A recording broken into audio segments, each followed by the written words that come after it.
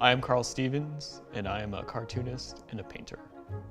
I was invited by the Gardner Museum to create some comic strips to help visitors understand a series of paintings by the Renaissance artist Botticelli. I also had the opportunity to create a comic strip that tells the story of how Isabella Stewart Gardner came to purchase the painting of Lucretia, which was the first Botticelli to come to America. This exhibition brings together for the first time two incredible paintings by the legendary Botticelli, his Story of Lucretia and Story of Virginia. These two remarkable works of art have inspired a contemporary artist, Karl Stevens.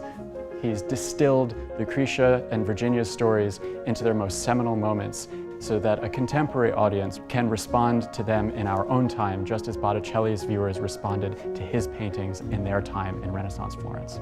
Botticelli is like a cartoonist in the way that he uses line and color to tell a story sequentially, but there isn't any text, and that's where I came in as a cartoonist, to use the text and image to illustrate for the visitor what's going on in the story.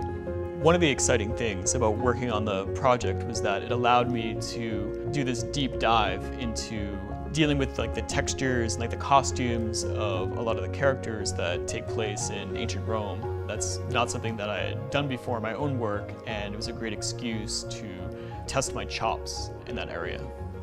A graphic novelist was the ideal partner for an exhibition looking at Botticelli's narratives, and particularly his strategies of telling stories.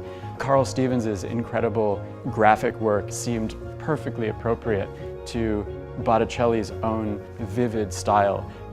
The connection that I felt towards Botticelli is that we're both storytellers, and that's something that a lot of old masters were, particularly in the Renaissance. That's something that has been consistent throughout Western art for a long time, and cartooning is sort of the last bastion of that. It's like what's going on in drawing right now is happening in cartooning.